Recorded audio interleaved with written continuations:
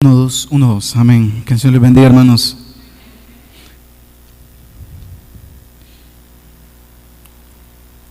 Abramos nuestras Biblias. Con este micrófono se me ve más de varón la voz. No tengo que estarla fingiendo. Abramos nuestras Biblias y vámonos a la segunda carta del apóstol Pablo a los Corintios. Y vamos a buscar el capítulo 5. Ya luego les voy a dar el texto en específico. Pero vamos a orar antes de iniciar. Señor, pedimos tu bendición para nosotros.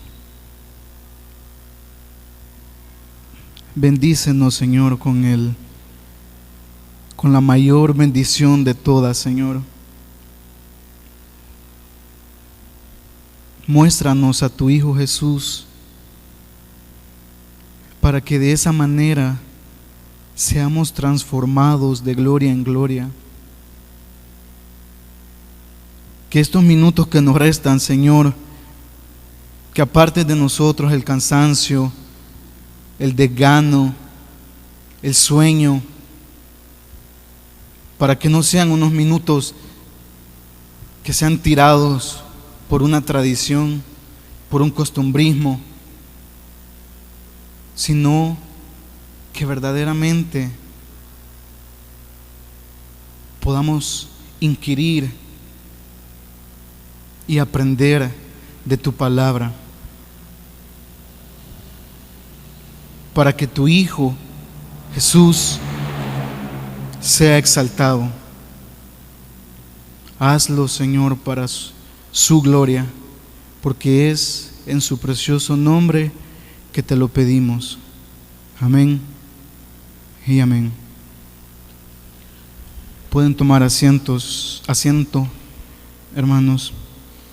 Tengo que decir que ya desde hace bastante tiempo, bueno, no bastante tiempo, quizás unas 3, 4 veces que Dios me ha dado la oportunidad de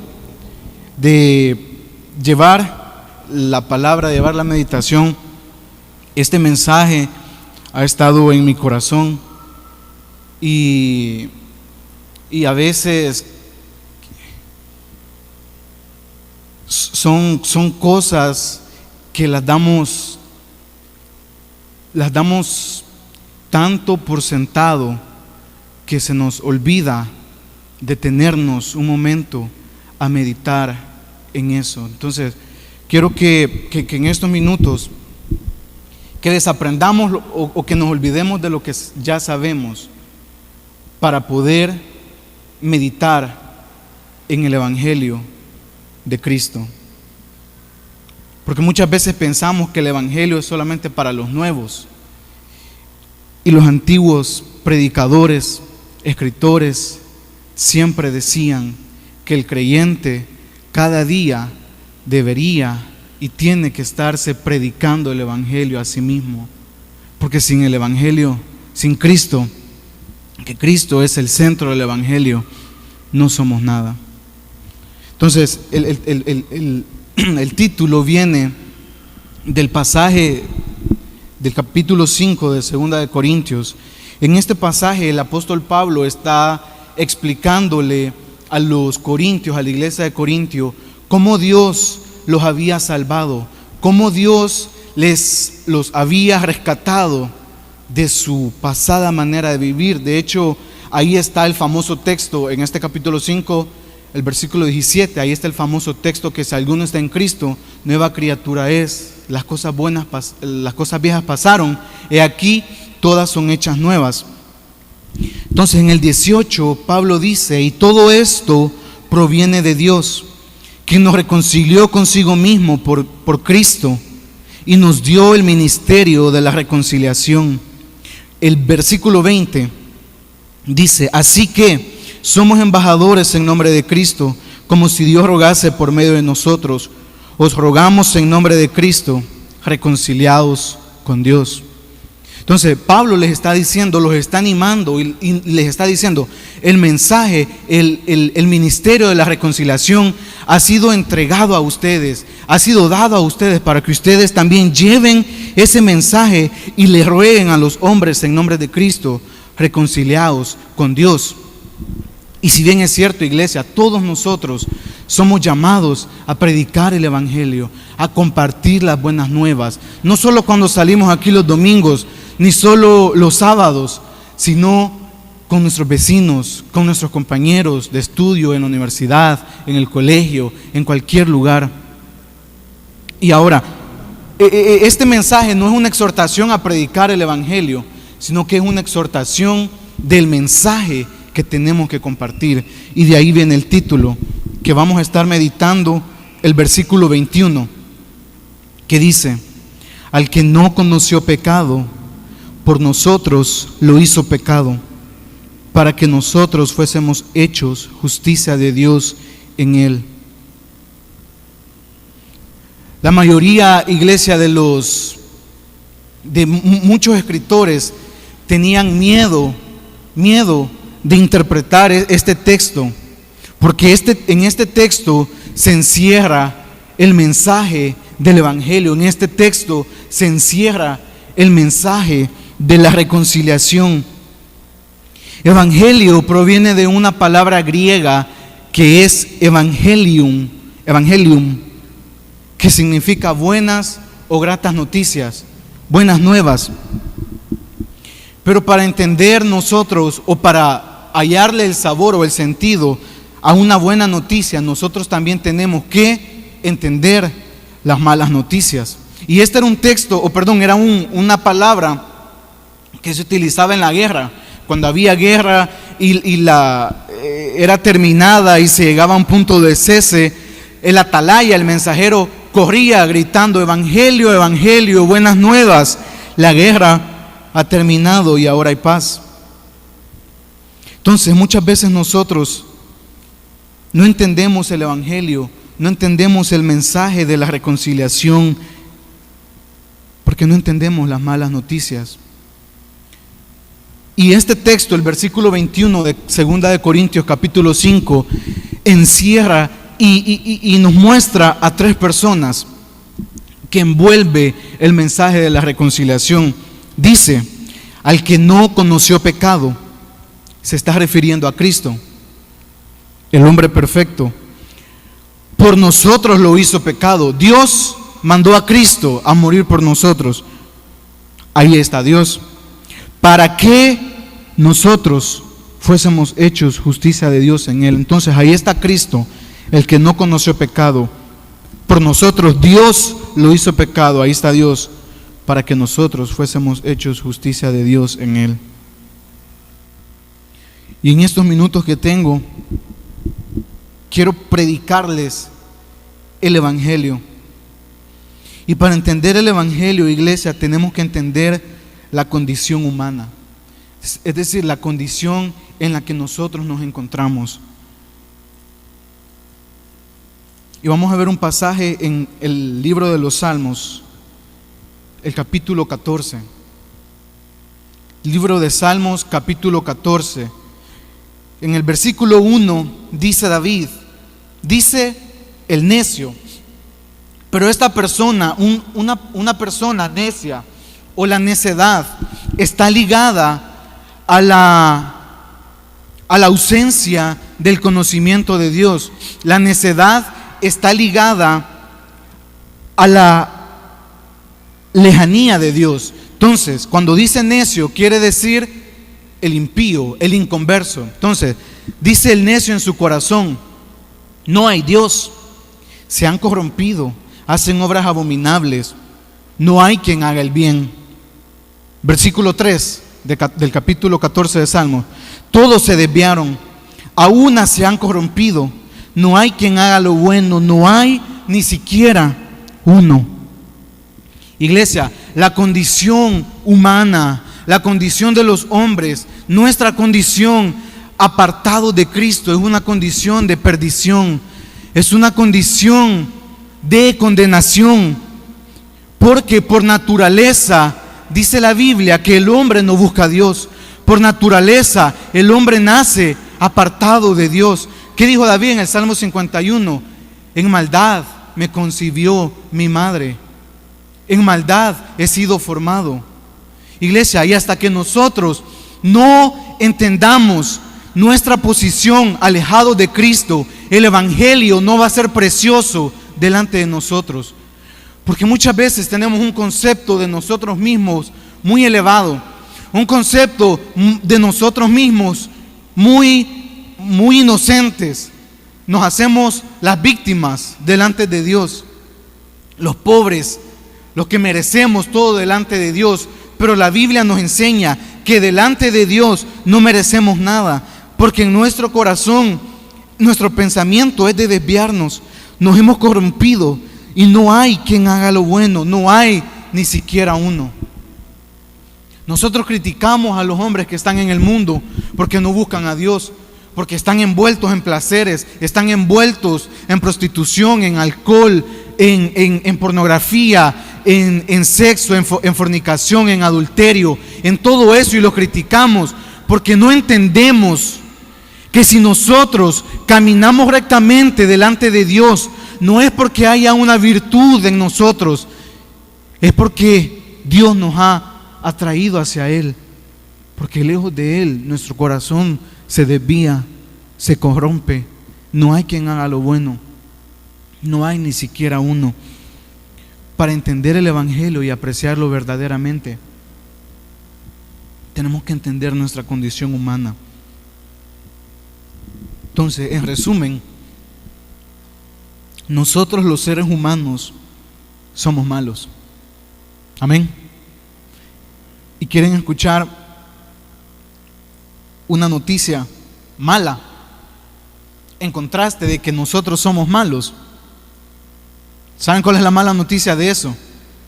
Es que Dios es bueno. Y eso es una mala noticia.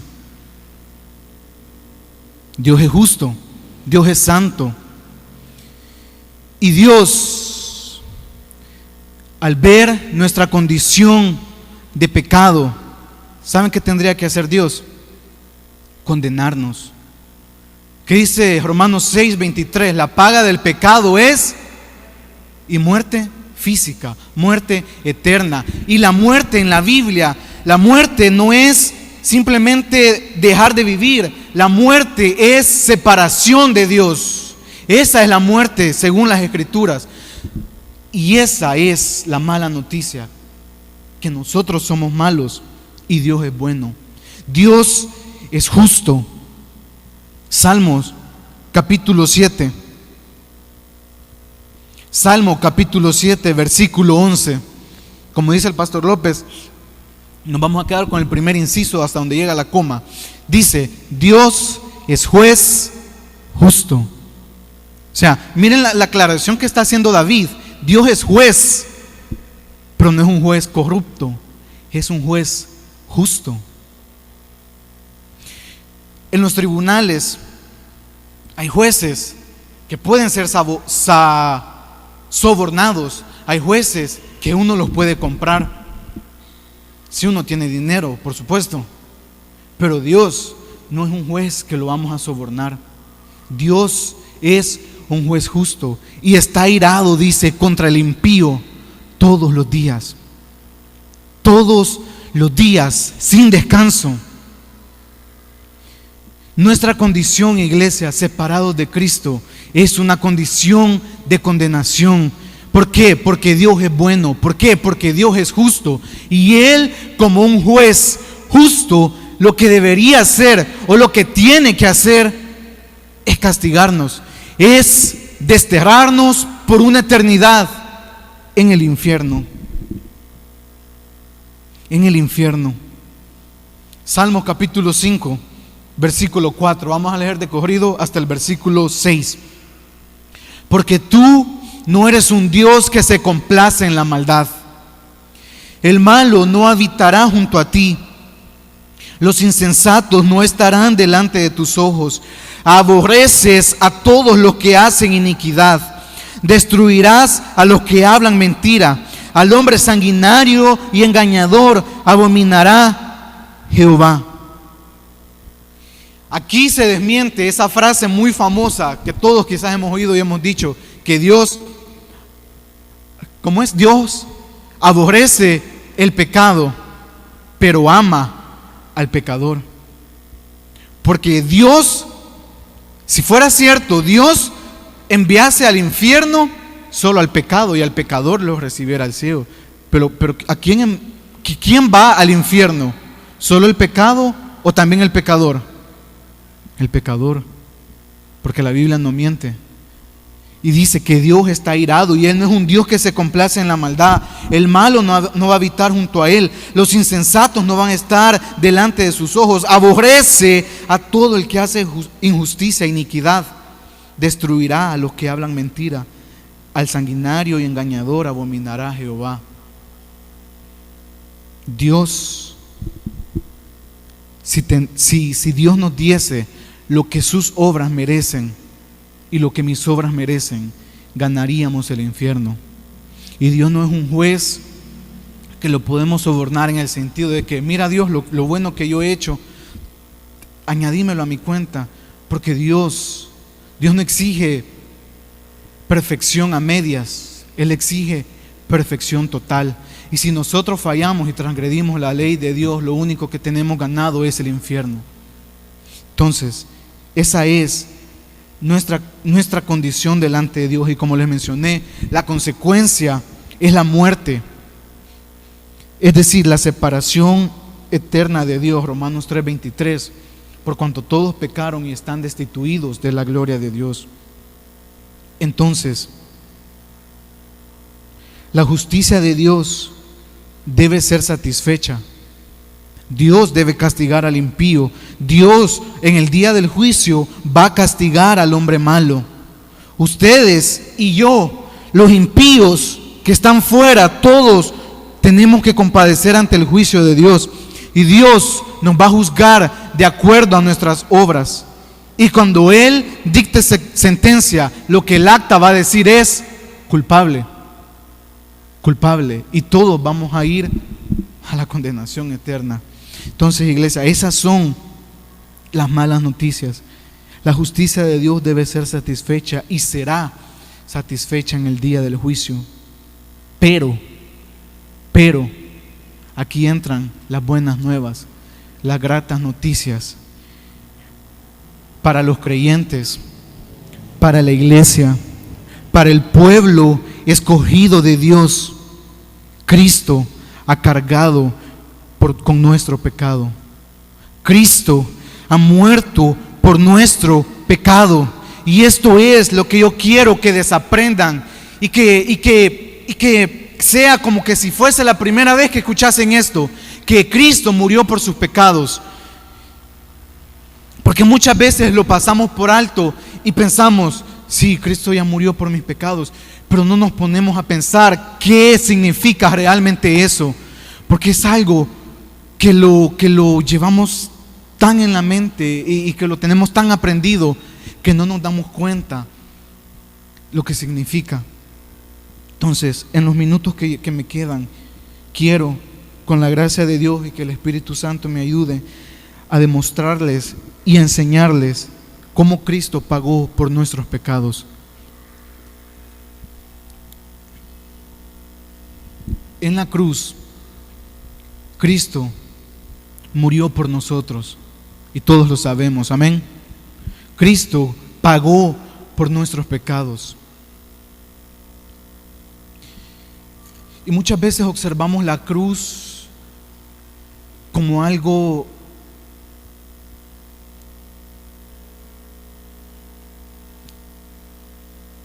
sin valor, algo que tenía que hacerlo porque tenía que hacerlo. Pero Cristo no tenía que morir por ustedes o por mí. Él lo hizo por amor a nosotros. Cuando observamos la cruz de Cristo, debemos maravillarnos, iglesia, al contemplar a nuestro Salvador colgado en esa cruz. Pero creo que muchas veces perdemos el enfoque y no valoramos, no entendemos y no somos agradecidos del sacrificio que Jesús hizo en la cruz, porque no sabemos o no entendemos realmente lo que pasó en ese lugar. Y quiero que vayamos y observemos la cruz rápidamente. Mateo 27, versículo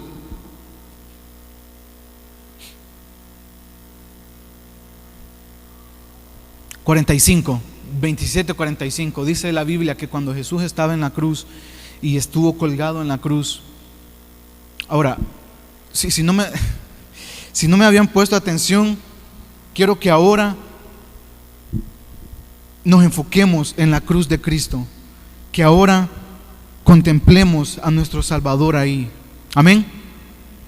Mateo 27:45. Cuando Jesús estaba en la cruz, dice la Biblia que desde la hora sexta hubo tinieblas sobre toda la tierra hasta la hora novena, aproximadamente desde las 12 hasta las 3. Y dice sobre toda la tierra, no sobre Israel, Jerusalén, Judea o sobre el Gólgota, sino sobre toda la tierra.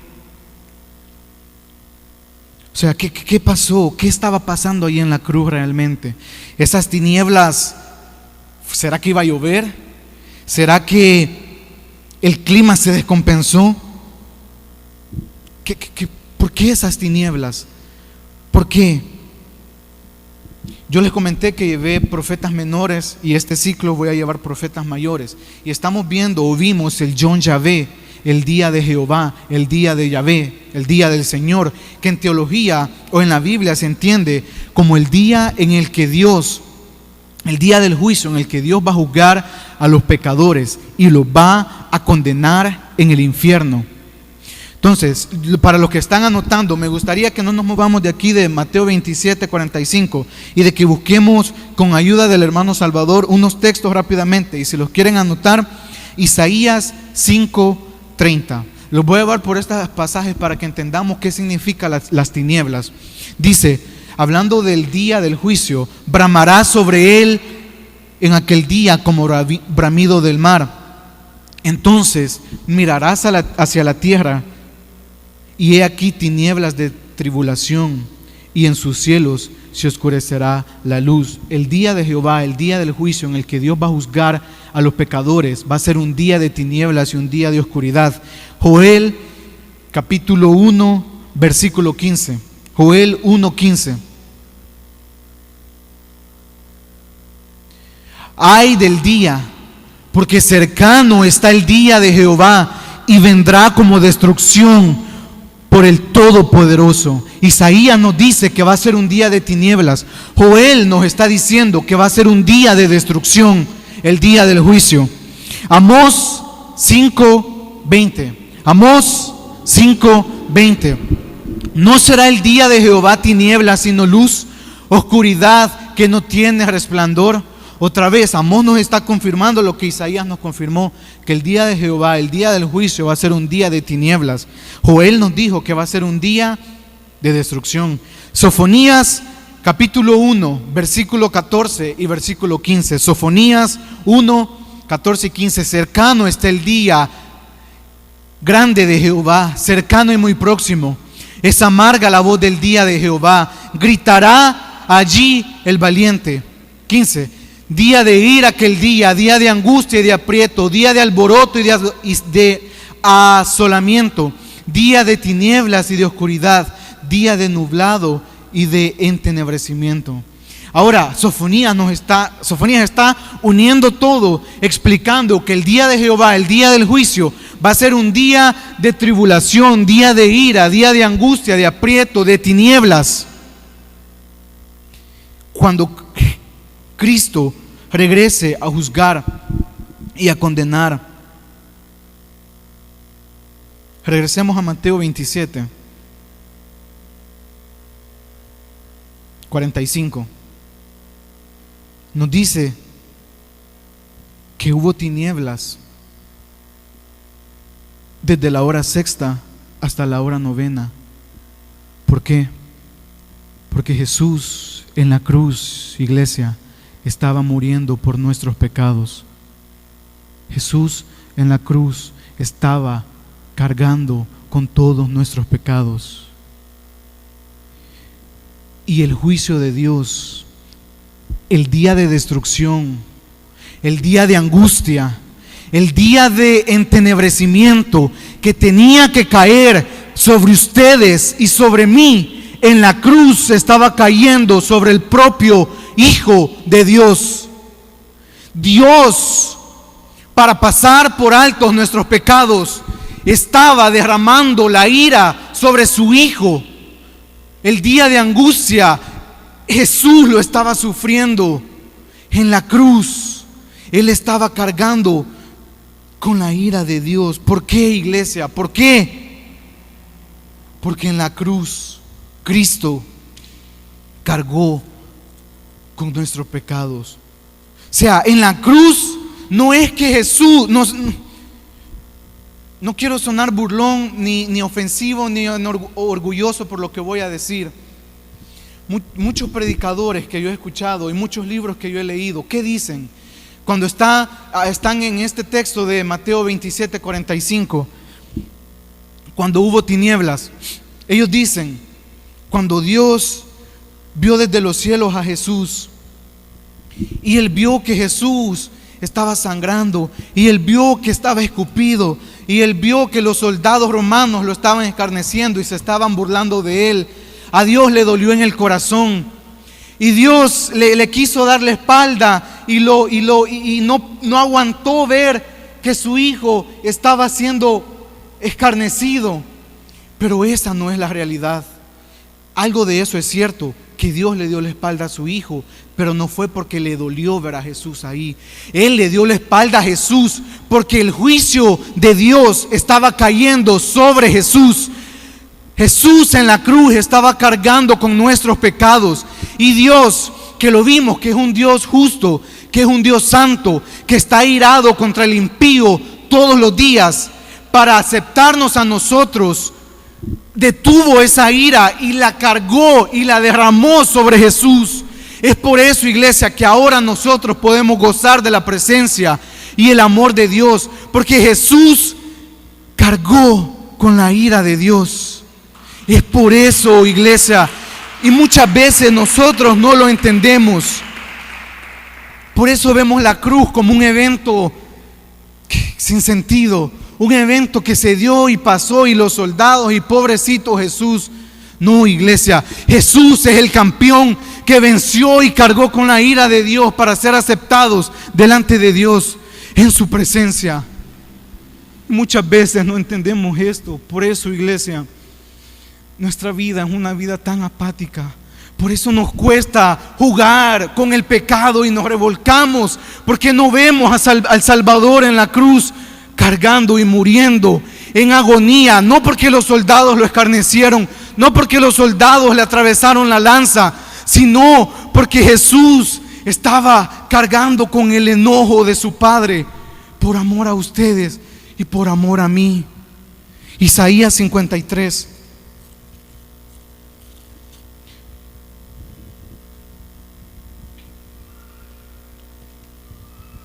Versículo 4 dice: ciertamente Él llevó nuestras enfermedades, hablando de Cristo, y sufrió nuestros dolores, y nosotros le tuvimos por azotado, por herido de Dios y abatido. Mas Él herido fue por nuestras rebeliones y molido por nuestros pecados. El castigo de nuestra paz fue sobre Él, y por su llaga fuimos nosotros curados. Todos nosotros nos descarriamos como ovejas, cada cual se apartó por su camino, mas Jehová cargó en Él el pecado de todos nosotros. Ahora, con todo esto, versículo 10 de Isaías 53, dice Isaías 53, 10, con todo esto, es decir, que Cristo cargaba con nuestros pecados, con todo esto, Jehová quiso quebrantarlo. Y unas traducciones más explícitas dan la idea de que con todo esto Jehová se agradó, le complació, se deleitó en quebrantarlo, sujetándole a padecimiento. ¿A quién? A Jesús. Porque en toda la eternidad, iglesia, Jesús había habitado en comunión con su Padre. Incluso cuando Él se encarnó, Él vivió una vida perfecta delante de Dios y comunión con su Padre. Pero cuando estaba en la cruz, por primera vez, Dios le dio la espalda. No porque le dio lástima ver a Jesús sangrando, sino porque Jesús estaba cargando con su pecado y con el mío. Piensen en todo lo malo que han hecho, en todos los malos pensamientos que han tenido, todas las ofensas que han hecho a Dios, todas las desobediencias, todas las malas palabras, todas las cosas que han hecho quebrantando la ley de Dios. Piensen en eso. Ya no hay condenación para los que están en Cristo Jesús. ¿Por qué? Porque Cristo cargó con nuestro pecado y Jehová, Yahvé, le sujetó a padecimiento. Si ahora nosotros gozamos de salvación y vida eterna, no es porque los romanos maltrataron a Jesús y le escupieron. Es decir, Jesús sufrió como cualquier hombre, como ningún hombre ha sufrido, y creo que no va a sufrir jamás físicamente. Pero Jesús sufrió la separación de Dios, para que hoy nosotros ya no estemos separados de Dios, estemos en comunión con Dios. ¿Por qué, iglesia, a veces nos alejamos de Dios? Porque a veces nos cuesta tener una comunión con Dios, sabiendo que el pecado, la deuda ya fue pagada. Ya no hay condenación para los que están en Cristo Jesús. ¿Por qué? Porque Cristo lo pagó todo. Porque Jesús fue hecho maldición por nosotros. Porque escrito está: maldito todo aquel que es colgado en un madero.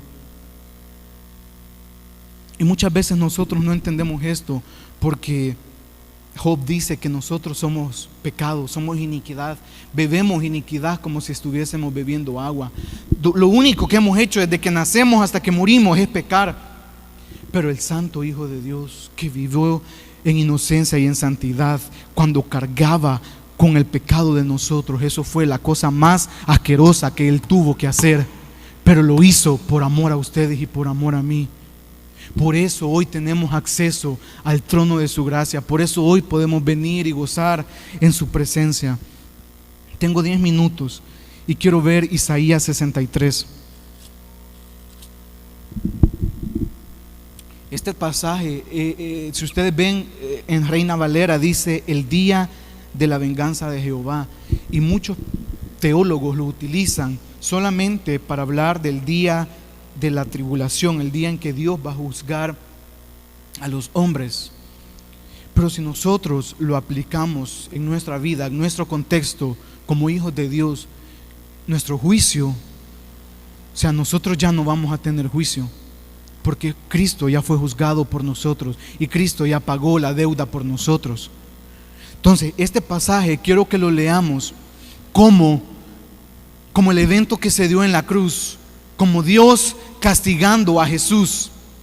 Porque este pasaje se aplica cuando Dios va a venir, cuando Cristo regresará y va a matar, va a destruir a los impíos. Pero para nosotros, Dios ya no nos va a destruir, porque ya aplastó y destruyó a Cristo en la cruz por amor a nosotros. Entonces, bajo esa luz, quiero que veamos Isaías 63, desde el versículo 1, vamos a leer hasta el 6. Y dice: ¿quién es este que viene de Edom, de Bosra, con vestidos rojos? Este hermoso en su vestido, que marcha en la grandeza de su poder. El profeta está preguntando: ¿quién es este? Que el vestido que trae es rojo. O sea, el vestido es blanco, pero está rojo porque está manchado.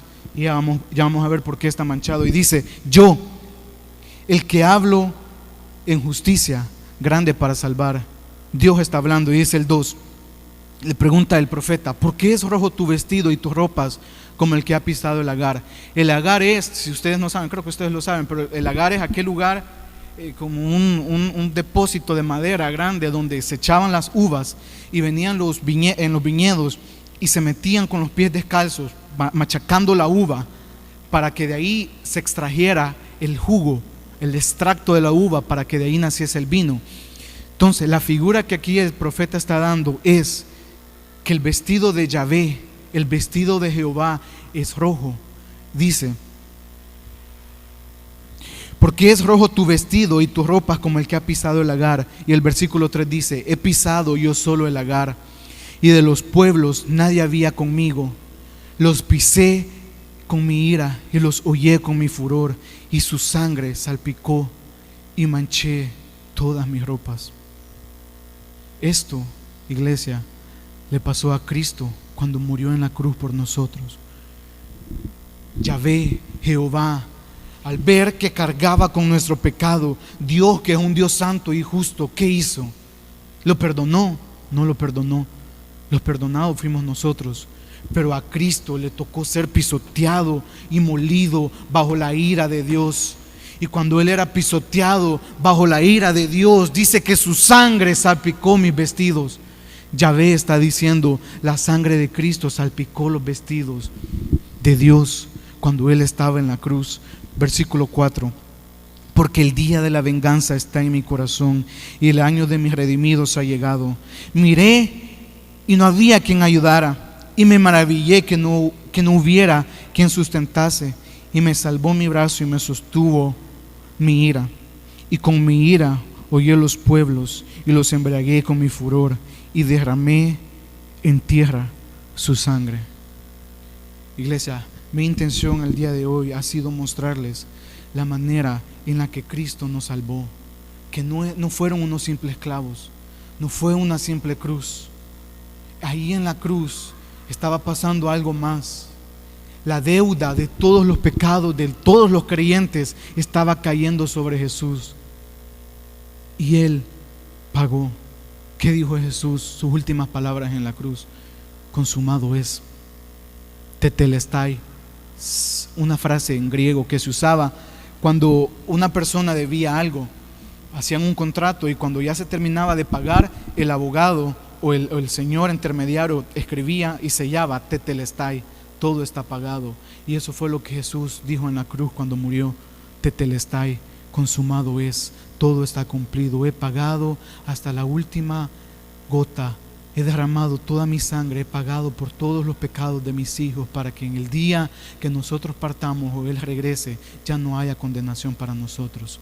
Termino con una frase que dice: los pecados de todos los creyentes provocaron la muerte de nuestro Señor Jesucristo. Solo podemos valorar el pecado a la luz de la crucifixión de Cristo. Debemos ver a Cristo en su pasión y sufrimiento por el pecado, afligido, azotado, herido, molido, angustiado, sudando grandes gotas de sangre, su cuerpo quebrantado, su sangre derramada. El juez del universo ahora es condenado. El Señor de la vida ahora es muerto. Su cabeza, que llevaba la corona de gloria, ahora es coronada de espinas.